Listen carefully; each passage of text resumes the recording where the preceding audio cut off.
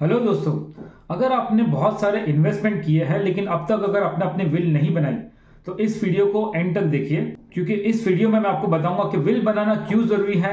Will नहीं बनाने से आपके बाद आपकी फैमिली को क्या क्या प्रॉब्लम्स आ सकते हैं और विल बनाने का पूरा प्रोसेस क्या है। तो इस वीडियो में एंड तक जरूर बने रहिए। मैं हूं हुसैन तैयब, आपका चहीता प्रॉपर्टी कंसल्टेंट। तो दोस्तों, अपनी पूरी जिंदगी में मेहनत करके आप बहुत सारे एसेट्स बनाते हैं, बचाते हैं, या तो कुछ एसेट्स आपको इनहेरिटेंस में मिलते हैं। एसेट्स में बहुत सारी चीजें आती है, जैसे आपकी गाड़ी, आपका घर, आपका प्रॉपर्टीज, आपका इन्वेस्टमेंट, आपका स्टॉक्स, शेयर्स, क्रिप्टो करेंसीज। अगर आपके पास कुछ एंटीक चीजें हैं, रोलेक्स की वॉच है, आर्ट्स है, आर्टिफैक्ट्स है, मेटल्स है, वो सारी की सारी चीजें आपके एसेट्स में आती है। आप ये सारे एसेट्स बनाते हैं ये सोचकर कि मेरा बुढ़ापा ठीक से कट जाए और मेरे जाने के बाद मेरे बच्चों के लिए मैं कुछ अच्छे प्रॉपर्टीज छोड़ जाऊं या कुछ अच्छी लिगेसी छोड़ जाऊं। अब दोस्तों, आप लोग जो मेरा वीडियो देख रहे हो, खुदा करे कि आप सबकी उम्र लंबी हो, आप सब लोग अपने उम्र के आखिरी वक्त तक बिल्कुल हेल्दी रहे। लेकिन दोस्तों, जाना सबको कंफर्म है, लेकिन कब जाना है ये किसी को पता नहीं। तो विल बनाने से आपको ये सुकून मिल जाता है कि आपके जाने के बाद आपके एसेट्स के लिए, प्रॉपर्टीज के लिए, आपके घर वालों में, आपके बच्चों में, आपके भतीजों में, आपकी वाइफ में किसी के बीच में क्लेश ना हो और सबको क्लैरिटी हो कि कौन सी चीज किसको कितनी मिलने वाली है और सब लोग प्यार मोहब्बत से रहे। अब दोस्तों, क्या होता है कि कई बार बहुत सारे इन्वेस्टमेंट्स आप ऐसे करते हो जिसके बारे में आप अपनी वाइफ को भी नहीं बताते। फॉर एग्जाम्पल, अगर आप बैंक में गए और अगर उन लोगों ने आपको कन्विंस किया कि सर आप एक एफडी खुलवा लीजिए, और आपने खुलवा ली, लेकिन उसके बारे में आपने नहीं बताया। और आप अगर अपनी ऑफिस में बैठे हो और अगर कोई इंश्योरेंस वाला आया और आपसे इंश्योरेंस करवा लिया, शायद आप वो करवा के भूल गए, आपने सोचा हो कि बाद में बता दूंगा, लेकिन आप बताना भूल गए। हो सकता है कि आपके किसी दोस्त ने कोई शेयर खरीदा, कोई स्टॉक खरीदा, उसने आपको रिफर किया, आपने भी खरीद लिया। तो दोस्तों, क्या होता है कि ये सारे एसेट्स जिसके बारे में अगर आपके परिवार वालों को नहीं पता है तो आपके जाने के बाद वो सारी की सारी चीजें अनक्लेम्ड एसेट्स में जाती है। वो सारे इन्वेस्टमेंट्स किसी के भी काम में नहीं आते। और जो टेंजिबल एसेट्स हैं, जो आपकी प्रॉपर्टीज है, जो एसेट्स हैं, जो आपके परिवार वालों को पता है, वो सारी चीजों के बीच में भी अगर क्लैरिटी अगर आपने नहीं रखी कि किसको क्या मिलने वाला है, तो उन सब के बीच में भी क्लेश होता है। और दोस्तों, इंडियन सक्सेशन एक्ट के हिसाब से कोई भी बंदा जो आपके ब्लड रिलेशन में है वो आपकी प्रॉपर्टी में क्लेमेंट बन सकता है। तो दोस्तों, आप ये बिल्कुल नहीं चाहेंगे कि आपके जाने के बाद आप जिनको जो चीज देना चाहते हैं उनको अपने हक की चीज ना मिले। तो उसके लिए विल बनाना बहुत जरूरी है। और दोस्तों, क्या होता है कि मान लो कि अगर ये सारी चीजें नहीं भी हुई तो आपके जाने के बाद आपके जो सक्सेसर्स है, जो आपकी लीगल हायर्स है, उनको यहाँ वहां भागना पड़ता है। ये सर्टिफिकेट लेकर आओ, वो पेपर्स लेकर आओ, पेपर्स में ये सारी चीजें चेंजेस करनी है, और भी बहुत सारी मगजमारी है। तो विल बनाने से क्या ये सारी चीजें क्लियर हो जाती है। तो दोस्तों, आपने ये सारे एसेट्स क्रिएट किए ताकि आपके जाने के बाद आपकी वाइफ, आपके बच्चों को सुकून मिले, आराम से वो अपनी जिंदगी गुजार सके, वो फाइनेंशियली इंडिपेंडेंट हो।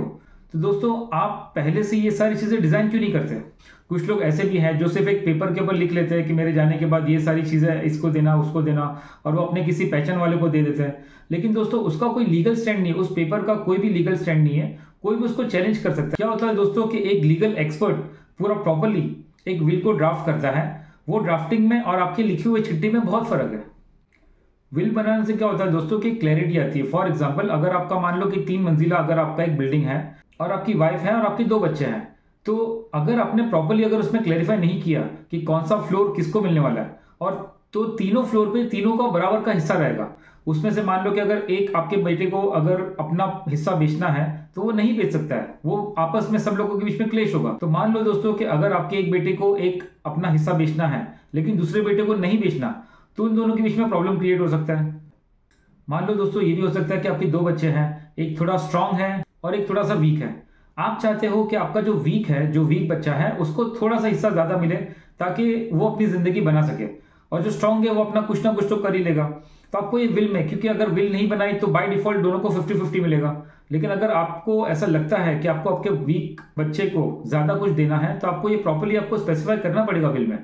या तो ऐसा भी हो सकता है दोस्तों कि आपके जाने के बाद आपकी वाइफ को कोई परेशानी ना हो, तो आप विल ऐसे बनाइए कि आपके जाने के बाद पूरा आपका जो प्रॉपर्टी है वो पहले आपकी वाइफ के नाम पर होगा और उसके जाने के बाद वो अपने लीगल हायर्स में बटेगा। अगर मान लो कि आपकी वाइफ भी नहीं है और आपके बच्चे भी नहीं है और आप बिल्कुल अकेले हो, फिर भी आपको विल बनानी चाहिए। अगर आप चाहते हो कि आपके बाद आपके पास जो आपकी जो भी एसेट्स हैं वो किसी चैरिटेबल ट्रस्ट में जाए, या तो अगर कोई ऐसी चीज है जो आपके भांजे को मिले, किसी भतीजे को मिले, तो वो सब चीज स्पेसिफिकली आपको विल बनाकर उसमें लिखनी पड़ेगी।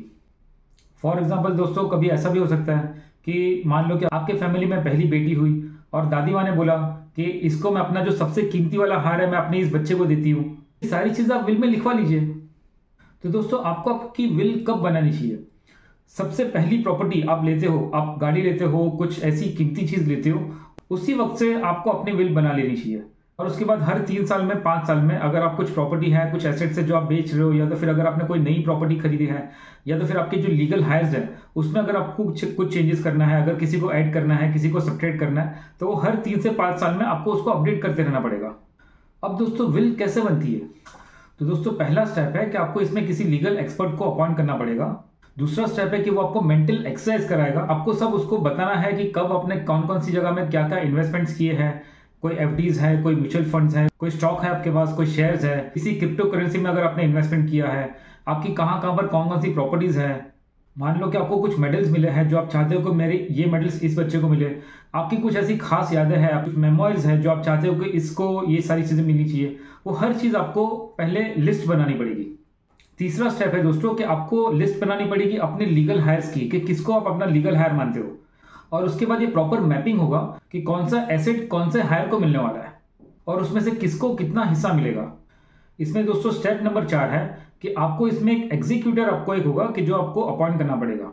एग्जीक्यूटर कौन होता है दोस्तों? कि वो आपको एडवोकेट हो सकता है, या तो आपका फैमिली फ्रेंड हो जो आपके ब्लड रिलेशन में ना हो, जैसे आपका सन इन लॉ हो गया, आपकी डॉटर इन लॉ हो गई, उन लोगों को आप अपना एग्जीक्यूटर बना सकते हो। मेरी सलाह दोस्तों ये है कि आप अपने फैमिली मेंबर में से ही आप किसी को एग्जीक्यूटर बनाएं जिसको इस विल से कोई फायदा या नुकसान नहीं होने वाला है और जो कंप्लीटली न्यूट्रल है। फिर दोस्तों क्या होगा कि आपका जो लीगल एक्सपर्ट है वो इस पूरी विल को प्रॉपरली ड्राफ्ट करेगा और हर चीज बारीकी से लिखेगा कि कौन सी चीज किसको मिलेगी, कितने परसेंटेज में मिलेगी। और इसके बाद आपको 2 विटनेस लगेंगे।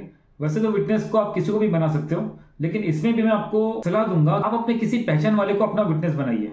उसको ये नहीं बताना है कि आपके विल में क्या लिखा है, आपके पास कहाँ कहाँ पर कौन कौन सी प्रॉपर्टीज है, आपके पास क्या क्या एसेट्स है, वो उसमें से कुछ भी चीजें आपको अपने विटनेस को बताने की जरूरत नहीं है। विटनेस सिर्फ आपके विल के एंडिंग में ये साइन करेगा कि ये विल मेरे सामने बनी है। विल बनाते वक्त आप पूरे होशाबाज में थे, किसी के इन्फ्लुएंस में या किसी के प्रेशर में आकर आपने ये विल नहीं बनाई है।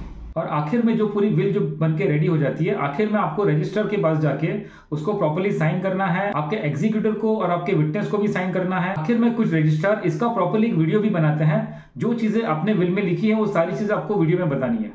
एक विल बनाने के बाद देखना दोस्तों कि आप लोगों को कितना सुकून मिलता है कि आपके जाने के बाद आपकी फैमिली में या आपके लीगल हायर्स में आपकी प्रॉपर्टी, आपके एसेट्स को लेकर कोई झगड़ा नहीं होगा और आप जिसे चाहते हैं उसे अपनी हक की चीज मिलेगी। और दोस्तों अगर आप पूना में कोई प्रॉपर्टी लेना चाहते हो तो आप मुझे कांटेक्ट कर सकते हो। मैं पूना में प्रॉपर्टीज में एक्सपर्ट हूं। मेरे पास दोस्तों पूना में residential, commercial, ready position, under construction, release, वो हर तरीके की प्रॉपर्टी आपको मेरे पास बहुत ही अच्छे रेट्स में, बहुत ही अच्छे लोकेशन में आपको मिल जाएगी। तो दोस्तों ऐसे ही रियल एस्टेट के यूनिक टॉपिक्स पर मैं आगे भी वीडियो लाता रहूंगा। अगर आपको ये वीडियो पसंद आया तो मेरे इस वीडियो को आप लाइक जरूर कर देना, अपने दोस्तों में शेयर जरूर कर देना, मेरे चैनल को सब्सक्राइब कर देना और मेरे इस वीडियो के डिस्क्रिप्शन में एक व्हाट्सएप का लिंक है, आप व्हाट्सएप के ग्रुप को भी ज्वाइन करिए ताकि मैं पूना में कुछ एक्सक्लूसिव प्रॉपर्टीज लाता हूं जिसका अपडेट्स भी आपको मिलता रहे। और आखिर में दोस्तों मुझे कमेंट जरूर करना कि आपको ये वीडियो कैसा लगा। आपके अच्छे कमेंट से मुझे थोड़ा मोटिवेट मिलेगा आगे और वीडियोस बनाने के लिए। और फ्यूचर में कौन से टॉपिक्स पर आप वीडियोस देखना चाहते हो आप मुझे ये भी बताना। बहुत बहुत शुक्रिया दोस्तों।